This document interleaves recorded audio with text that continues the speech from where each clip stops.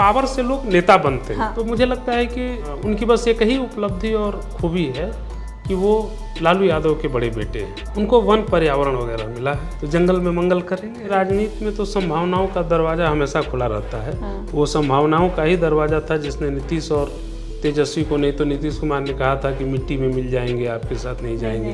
BJP के साथ कहा था, बीजेपी के साथ चले गए। आरजेडी के बारे में जो कह करके निकले थे कि कफन में जेब नहीं होती, लेकिन चले आए।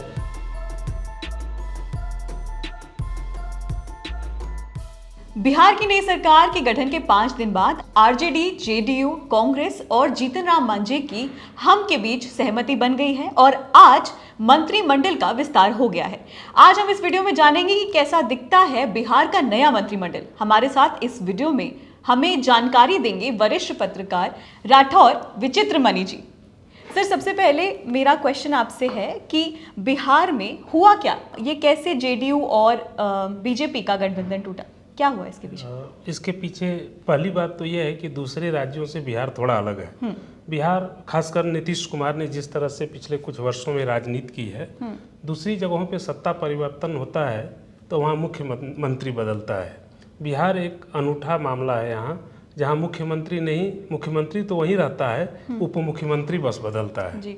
आप देखिए कि पहले सुशील कुमार मोदी नीतीश कुमार के उप मुख्यमंत्री होते थे, फिर वो महागठबंधन में आए लालू प्रसाद के साथ, तो तेजस्वी बने, फिर सुशील मोदी बने, फिर जेडीयू के बीजेपी के 2 उप मुख्यमंत्री बने, और अब फिर से जब वो लालू पाला में आए या महागठबंधन में आ गए हैं तो तेजस्वी यादव उनके उप मुख्यमंत्री हो गए।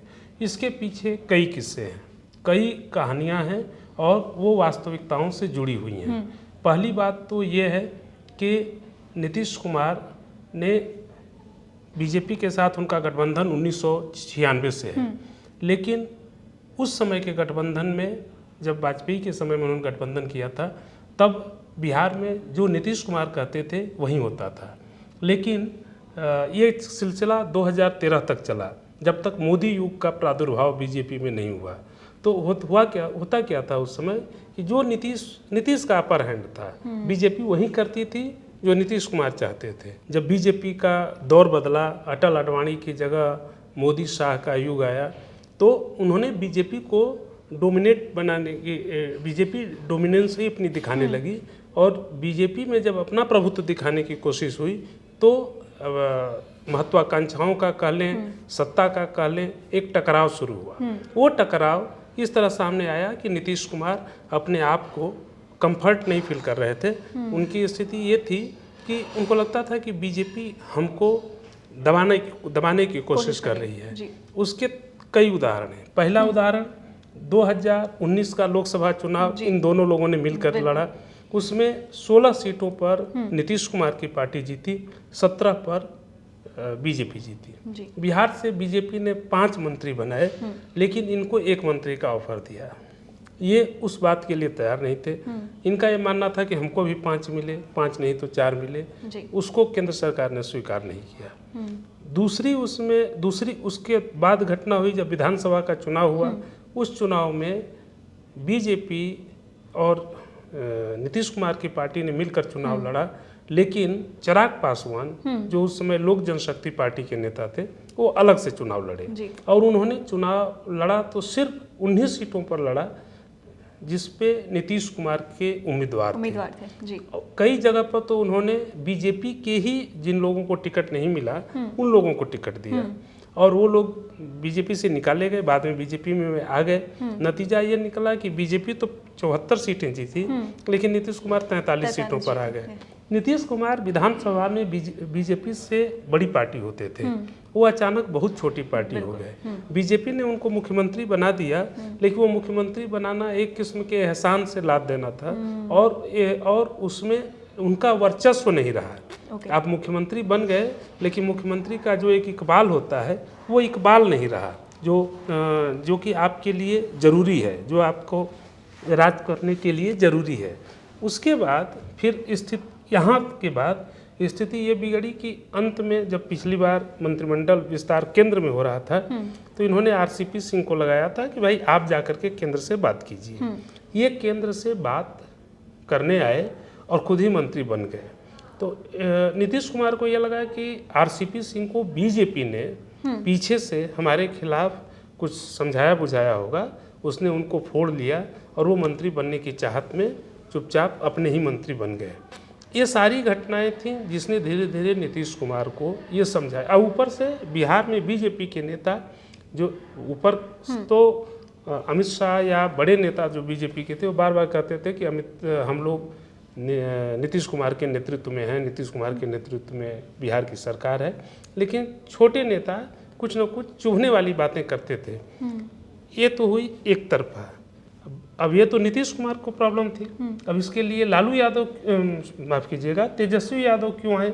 तेजस्वी यादव को तो नहीं आना चाहिए था, क्योंकि तेजस्वी यादव एबीपी न्यूज के ही एक प्रोग्राम में बोले थे कि जब हमारे एंकर ने पूछा कि क्या आप कभी नीतीश कुमार से मिलेंगे, तो उन्होंने कहा कि आप स्टैम्प पेपर मंगाइए कोर्ट का, उस पर मैं लिख करके देता हूं कि कभी नहीं मिलूंगा। लेकिन वो मिल गए। तो क्यों मिल गए?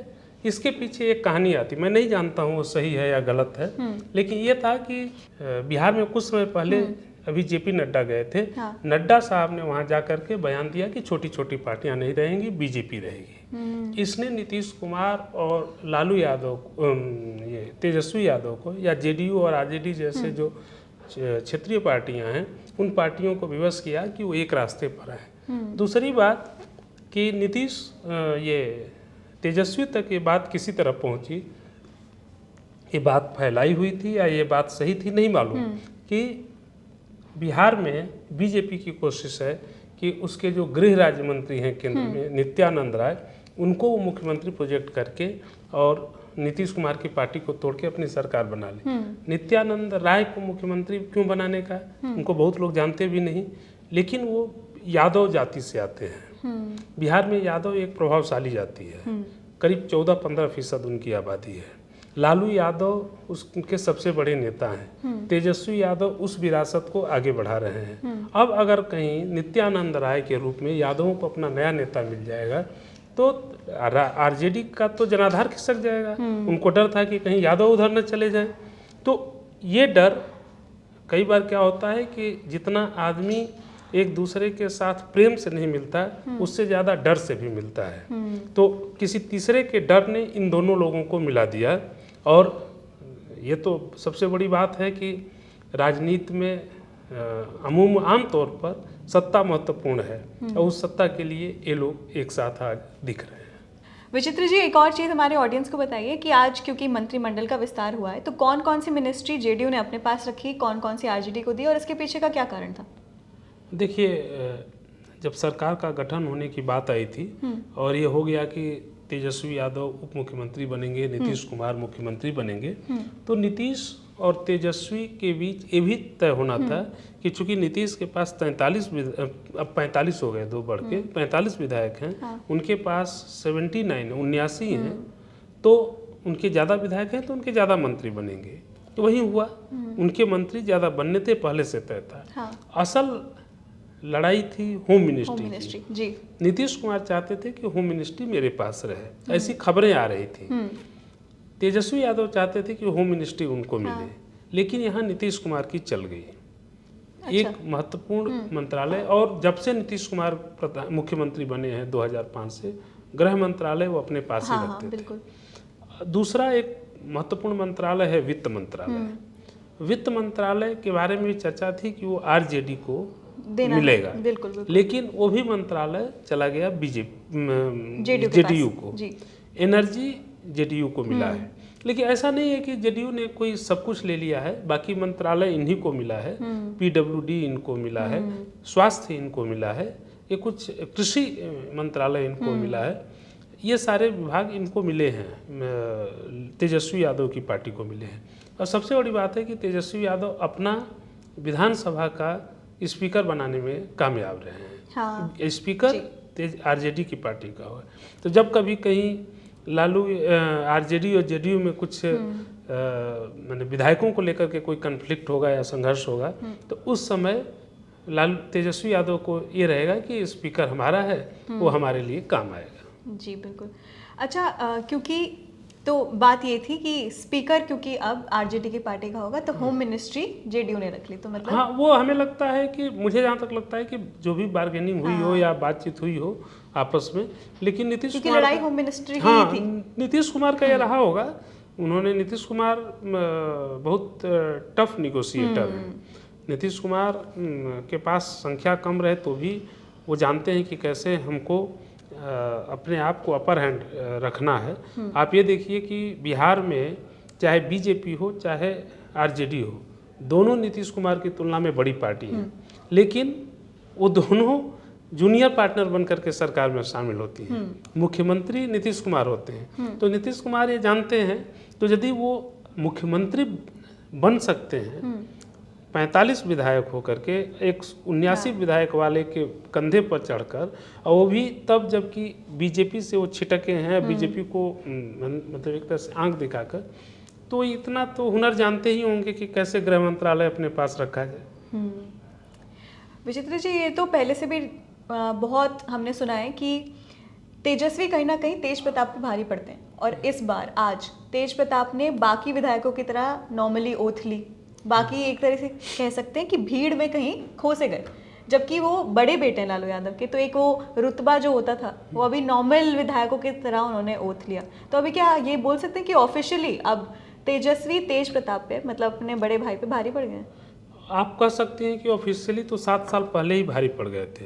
जब 2015 में महागठबंधन की सरकार बनी थी, नीतीश कुमार मुख्यमंत्री बने थे, तभी तेजस्वी उप मुख्यमंत्री बने थे। उस समय भी तेज प्रताप सिर्फ मंत्री ही थे, उप मुख्यमंत्री तेजस्वी बने थे। तेजस्वी की उम्र 26 साल थी उस समय, मात्र 26, और ये 27 साल के थे। तो 26 साल की उम्र में छोटे भाई तेज प्रताप के, लेकिन वो मुख्यमंत्री बने, उप मुख्यमंत्री बने, तो उसी समय ये स्पष्ट था। प्लस दूसरी बात तब ये साफ समझ में आ गया कि तेजस्वी ही पार्टी के नेता हैं। जब पिछला विधानसभा चुनाव हुआ, पिछला विधानसभा चुनाव ऐसा था बिहार में जो 1990 के बाद लालू यादव की गैर मौजूदगी में हुआ। उससे पर 1990 का चुनाव हो, 95 का चुनाव हो, 2000 का चुनाव हो, 2005 में 2 बार विधानसभा का चुनाव हुआ, 2010 में चुनाव हुआ, 15 में हुआ। हर चुनाव में लालू यादव विधानसभा में चाहे जनता दल पहले रहा हो या बाद में राष्ट्रीय जनता दल उन्होंने बनाया, वही स्टार कैंपेनर थे, उन्हीं के नाम पर प्रचार होता था।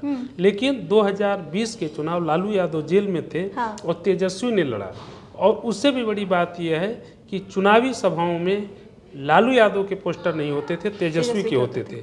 वो पूरी तरह से, एक तरह से कहें तो पॉलिटिक्स का सिनेरियो बदल रहा था। तेजस्वी यादव ये दिखा रहे थे कि मैं यूथ आइकन हूँ, जो युवाओं की आकांक्षाएं हैं उनको मैं पूरा करना जानता हूँ। और अब अगला जो नया आरजेडी है, नया राष्ट्रीय जनता दल है, वो तेजस्वी का है। और उसी से ये साबित हो गया था उस समय कि मैं, जब आपको याद होगा, वो हर चुनाव सभा में ये बोलते थे कि जब मेरी सरकार बनेगी, मैं मुख्यमंत्री बनूंगा, पहली कैबिनेट में 10 लाख। तो वो जानते थे कि वो बनेंगे। तेज प्रताप कहीं एग्जिस्ट नहीं करते थे उस समय। तेज प्रताप को शायद मंत्री नहीं भी बनाया जाता, लेकिन वो लालू यादव के बेटे हैं। लालू यादव नहीं चाहते कि एक बेटे का दिल टूटे। इन लोगों के लिए राजनीति जो है वो अपने पारिवारिक मैटर हो गया है कि भाई चलो, ये तो परिवार का एक खेल है, परिवार की एक संपत्ति उन लोगों ने बना दी है। समाज सेवा का मामला नहीं रह गया कि चलो भाई बड़े बेटे को राजपाट दे दिए, छोटा भी नाराज ना हो तो इसको दे दो। आप देखिए कि और इस तरह से तेज प्रताप, जब तक लालू यादव और राबड़ी देवी हैं, मुझे लगता है कि तेज प्रताप रहेंगे मंत्री, जब तक इन लोगों का, लालू यादव का राजनीतिक दबदबा और दखल बना है। तो मुझे लगता है कि उनकी बस एक ही उपलब्धि और खूबी है कि वो लालू यादव के बड़े बेटे हैं। अब इसीलिए वो मंत्रिमंडल में नीतीश के सरकार में बने हुए हैं। उनको वन पर्यावरण वगैरह मिला है, तो जंगल में मंगल करेंगे। बिहार में 50 से ज़्यादा कम से कम जातियां हैं अभी, तो कौन कौन सी ऐसी जातियां और क्यों इन्हीं कुछ गिने चुने जातियों को मंत्रिमंडल में शामिल किया जाता है? इन पे क्यों इतना भारी एम्फेसिस रहता है? देखिए, जातियां, बिल्कुल आपने सही कहा, जातियों की संख्या चाहे जितनी भी हो, बिहार में जाति से ज़्यादा जमात का मामला है कि हम किस तबके से आते हैं। जैसे पिछड़ा वर्ग, उसमें यादव भी आते हैं, कुर्मी आते हैं, कोयरी आते हैं, वो ओबीसी में आ गए। एक नया तबका है एमबीसी, जो मोस्ट बैकवर्ड क्लास है। उसमें तमाम वो कास्ट आते हैं, जैसे एक मंत्री बनी है महिला उनुनिया है, उस तरह से तमाम ये आते हैं। दलित हैं तो दलित में सभी आते हैं, उसमें मुसहर हैं, दुसाध हैं और तमाम जातियां हैं। तो वो सारी जातियां जो आती हैं वो तो अब हर जाति के, अब आपको 30, 32, 35 मंत्री बनाने हैं, तो ये तो संभव नहीं होगा कि हर जाति का बने। लेकिन एक चीज़ और भी है कि बातें चाहे कितनी भी कर ली जाए, जब सत्ता भोगने का टाइम आता है तो उस समय जिस जाति का प्रभुत्व ज़्यादा होता है उसको ही प्रमुखता मिलती है जी। अब इस सरकार में चाहे वो नीतीश की पार्टी से हो चाहे आरजेडी से हो, सबसे ज़्यादा मंत्री हैं यादव, 8 यादव मंत्री हैं, वो करीब करीब 25% हैं। बिहार में यादवों की आबादी 15% है। लेकिन चूँकि वो एक प्रभावशाली जाति है, पिछले 30-32 जब से लालू यादव मुख्यमंत्री बने हैं तब से, पहले भी यादव प्रभावशाली जातियाँ थी, राम लखन यादव और वो मंडल जी थे जिन्होंने मंडल आयोग की सिफारिशें दी थी, तो वो लोग बड़े यादव नेता थे। और लेकिन लालू यादव जब से 1990 में मुख्यमंत्री बने तब से यादवों का राजनीतिक दबदबा ज़्यादा बढ़ा और वो आज तक कायम है। तो वो दिखा। सवर्णों को देखिए, सवर्णों की संख्या बिहार में तुलनात्मक रूप से कम है, लेकिन उनको ठीक ठाक मिला है। उनको 6 मंत्री हैं, 3 राजपूत हैं, 2 भूमिहार हैं और इस तरह से हैं। तो मेरे कहने का है कि मंत्रालय बांटते समय कई चीज़ें होती हैं जो कहने के लिए होती हैं। जैसे जब प्रधानमंत्री जी बोलते हैं मैं ओबीसी, मैं पिछड़े वर्ग से हूँ, तो प्रधानमंत्री तो एक जाति से होंगे, लेकिन पिछड़ा कहते हैं तो वो सारे पिछड़ों को समाहित कर लेते हैं। तो लालू यादव चाहे तेजस्वी यादव या नीतीश कुमार, ये लोग जब बोलते हैं कि हम पिछड़े समाज से हैं, तो वो सबका उनको वोट तो सबका चाहिए, तो सबको जोड़ना चाहते हैं। लेकिन चूंकि ये बात है कि मंत्रिमंडल में जगह मिलने की, तो जगह देते समय जो इंस्ट्रूमेंटल होते हैं उन्हीं को जगह मिल पाती है, ये बात है। अच्छा, क्योंकि अब इनका गठबंधन टूटा जेडीयू और बीजेपी का, तो ये ऐसा क्या रीजन है? बाकी सारे स्टेट्स में तो बीजेपी पावरफुल होती जा रही है, बीजेपी बिहार में क्यों नहीं कोई अपना ताकतवर नेता खड़ा कर पाई अभी तक? ये सवाल ऐसा नहीं है। बिहार में पहली बात तो ये है कि 1996 से लेकर 2013 तक बीजेपी नीतीश कुमार के साए में रही। हाँ, बिल्कुल। तो नीतीश कुमार एक बड़े बरगद थे, तो उसके नीचे बीजेपी का पौधा पनप ही नहीं पाया, वो छोटा रह गया जी। उसके बाद 2013-14 में जब नरेंद्र मोदी आए, तो मोदी और अमित शाह के दौर में बीजेपी ने ये कोशिश की कि बिहार में हमारा असर हो। उसने कई नेताओं को निकाला जी। लेकिन उन नेताओं की अपनी सीमाएं हैं और उसकी भी वजह फिर वही है। जैसे पहले बीजेपी नीतीश कुमार, ये मेरा मानना है कि जैसे पहले बीजेपी नीतीश जैसे बरगद के नीचे दब गई, वैसे ही बिहार में अभी बीजेपी प्रधानमंत्री की छवि के बरगद के नीचे दब गई है। क्योंकि प्रधानमंत्री का कद इतना बड़ा है, सारा चुनाव उनके नाम पर लड़ा जाता है।